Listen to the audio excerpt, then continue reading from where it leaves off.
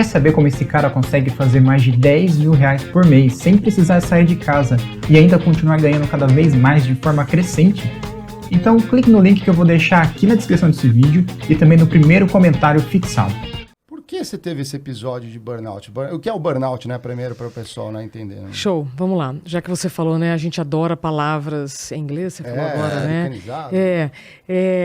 Burnout é um nome novo para um problema antigo. Ponto. É igual bullying. Bullying é nome novo para um problema antigo. Eu tenho 40 anos, sou de 81. Vocês são de que ano? Eu tenho 85. Eu tenho 39, Pronto. Na minha época, bullying era zoeira, perseguição. Não tinha esse nome, bullying. Né? Pelo menos não lá no interior do Paraná, de onde eu sou. Não sei se aqui em São Paulo tinha. Depois ganhou esse nome. Burnout já foi estafa e já foi neurastenia. Sabe desde quando? 1869. 10 anos antes de Thomas Edison inventar o filamento da lâmpada que a gente usa até hoje. Ou seja, se vocês quiserem procurar no Google um livro chamado American Nervousness, um médico chamado George Miller, ele lançou um livro falando de uma sociedade completamente nervosa e fora de si por conta da moderna civilização. Nossa. 10 anos antes da gente ter luz elétrica. Então, o que nós estamos vivendo, é claro que é uma epidemia de burnout, assim como nós vivemos várias epidemias de problemas ocupacionais ao longo da história do trabalho. Tá? Então, se antes era a força física a mais utilizada, a mais exigida, os problemas ocupacionais eles eram físicos. E conforme a tecnologia foi trazendo a gente onde estamos, é claro que essa falta de desconexão, esse excesso de trabalho intelectual vai provocar um esgotamento físico e mental relacionado ao trabalho. Então, fechando, burnout é um nome novo para um problema antigo. Não é coisa de gente que não tem o que fazer, não é frescura, não é mimimi, tá? Porque a gente ouve muitos comentários sobre dores invisíveis. Então, quem tem depressão não tem nada o que fazer. Né? Quem tem ansiedade é frescura. E quem tem burnout... Então, assim, geralmente a gente despreza a dor do outro enquanto você não a sente. Depois que você sentiu, você fala, pera lá. Né? Então, o burnout, hoje, eu sei, porque eu vivi isso, tem muito preconceito, mas não é só o burnout, qualquer problema relacionado à saúde mental. Porque é digno você falar de um problema no joelho, você falar que está com um problema na coluna, já são problemas tratados há muitas décadas. Sim, é verdade. Mas os intelectuais... Agora, nós estamos ouvindo falar muito de burnout, mas não significa que só agora está acontecendo. Não, agora nós estamos falando mais sobre o assunto, tem mais diagnósticos e as pessoas estão entendendo que aquilo que elas sentem, aquele piripaque, não é coisa da cabeça delas, aquilo é uma consequência de um estilo de vida insustentável. Fato. Fez sentido? Não, totalmente, totalmente. O pessoal associa às vezes, né, a depressão e outros problemas ali que você pode enfrentar que não são os físicos, né? Como você falou do joelho e tudo mais, como uma fraqueza maior até, né? Parece assim, nossa, a pessoa é frágil, né? Não aguenta, né? Eu queria começar com um relato meu, que acho que é importante para que as pessoas possam tirar um pouco, às vezes, paradigmas que elas tenham. Não em relação ao burnout, que eu também tive, mas já contei isso em outros episódios, mas em especial, que eu queria discutir bastante isso com você, em relação a como isso é tratado nas companhias. Porque eu já vi, por exemplo, estando em posições de liderança, um episódio em que um diretor foi desligado da companhia.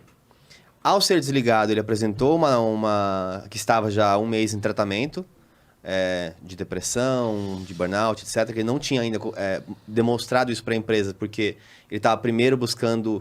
Ajuda, né? O tratamento, mas sem expor a companhia. Quando ele, de fato, foi demitido, ele falou assim, cara, não, tô aqui. E internamente, depois de umas 2 semanas, milagrosamente começou a rolar um papinho do tipo... lá, meteu atestado para tirar dinheiro da companhia. E eu, neste momento, naquele momento de carreira, eu falei assim, pô, será? E eu talvez acreditei nisso. Você desconfiou? Desconfiei. Porque eu falei assim, pô, que é difícil você ter a empatia quando você não passa por aquilo. Então. Até que a minha chegou. Então, hoje eu me sinto uma pessoa mais evoluída e acho que é importante que a gente fale sobre isso para que pessoas não tenham medo de falar assim, pô, mas eu já achei isso alguma vez na vida, já pensei nesse relato. Então, saiba que vocês podem sempre, né, ter novas perspectivas e aprender sobre o processo. Ô, André, quantos anos você tinha quando você teve burnout? Eu tive com 33 anos, mais ou menos. Durou 1 ano para eu identificar. Isso. E depois mais uns 8 meses para eu conseguir sair da fossa total, assim. Tá. Bom, a faixa etária mais comum do burnout é entre 30 e 40. Isso não significa que quem tem 20 não tenha e que quem tenha 40, 50 não tenha. Mas por que a faixa etária principal, né, que você pode ter o diagnóstico, claro, se você quiser buscar o diagnóstico, né, se você não quiser continuar se negligenciando, achando que está tudo normal. Por quê? Porque é uma fase que a gente está querendo mostrar muito serviço, é a fase que nós estamos entregando demais. E é uma fase que, geralmente, quem é muito competente e responsável, que começa a ter resultados muito positivos, cai na armadilha da competência. O que é isso? Mário, parabéns pelo trabalho, agora eu vou te dar mais um trabalho. É isso. Aí você fala, nossa, mas eu tô achando que eu vou ganhar um aumento. Eu tô achando que agora eu vou ganhar... A promoção, Cadê a meritocracia que tanto falam? Não. Então, a armadilha da competência é um lance que rola naturalmente em muitos lugares. Não estou dizendo que isso é bom ou isso é ruim. Vai depender de como você está se cuidando, do seu autocuidado, que a gente vai ainda falar mais sobre isso, que é a prevenção, para que você identifique que nem todo convite é uma oportunidade, que nem todo trabalho extra vai te fazer bem. Só que para isso você tem que estar bem consigo para reconhecer o que é bom para mim e o que é só bom para quem está me pedindo. Então, a armadilha da competência rola muito no início ali dos 30 anos, porque você quer mostrar serviço, lógico que você quer. Sim. Então, depois que eu vivi a minha experiência, em 2018, eu já entrevistei mais de 4.000 pessoas. Eu falo 4.000 já há alguns anos, porque eu parei nos 4.000. Eu gosto do número 4.000, mas assim, já foram mais do que isso com certeza. E eu cheguei a uma constatação, 99% das pessoas que têm burnout amam o que fazem. Ponto. Eu amo o que eu faço. Pronto. E você comentou, né? A que chance, é um risco enorme, né? A chance de você, que ama o que faz, ter um burnout é muito grande. Por quê? Porque a gente vive numa ilusão, né, por imagens de super-homem, super-mulher, de que nunca nada vai nos acontecer. E quando você tem 20, 30 anos, cara, ninguém morre com 20, 30 anos, né? Tá todo mundo ali no auge da saúde, da vitalidade, nada de mal vai acontecer comigo. Depois eu penso nisso, depois eu tenho filho, depois eu faço as coisas. Não, pior, depois eu descanso. Eu mesma, né? Tipo, não, nas férias eu descanso. Minhas férias não chegaram. Entende? Então, onde eu quero chegar com essa história? Eu tenho sido chamada, graças a Deus, para falar em várias empresas. E eu vejo de tudo. Eu vejo empresas que querem fazer um trabalho de prevenção. Vejo empresas que não fizeram prevenção, mas estão fazendo reabilitação. Vejo empresas também que só te chamam para falar, estamos fazendo aqui, mas no fundo não estão fazendo nada. Enfim, tem de tudo. Isso. Tem de tudo, né, Marlene? Tem de tudo. É o que a gente traz no Critiquei mesmo. Mas aí, por que eu estou dizendo isso? Nós estamos vivendo um período de muita transformação cultural nas empresas. Então, o modo de trabalhar não é igual, mas o modo como muitos agem, né? Isso aqui é um símbolo do passado. Cartão ponto é um símbolo do passado. Então, vivemos num mundo novo, vivemos num mundo novo com hábitos do passado.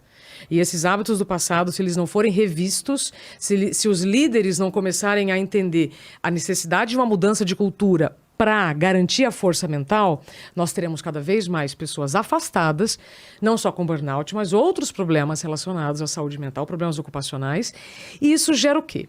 Custo, afastamento, não só com absenteísmo. O presenteísmo é o pior. Esse caso que você tratou é um presenteísmo. O cara estava já fazendo um tratamento, não saiu da empresa, pelo que eu entendi. Talvez com medo, inclusive, de falar que estava claro, assim. Claro.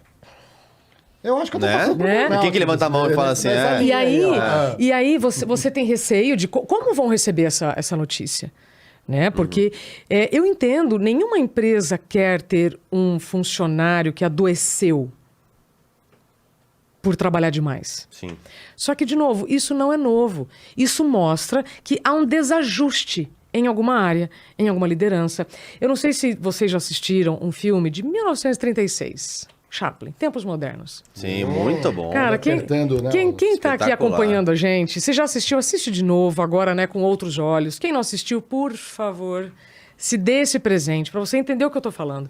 Nós não estamos falando de um problema novo, não. A gente está falando de um problema que está muito mais presente nas empresas e que hoje as pessoas falam mais. Nesse filme, Chaplin, ele tem uma crise nervosa por uma repetição, certo?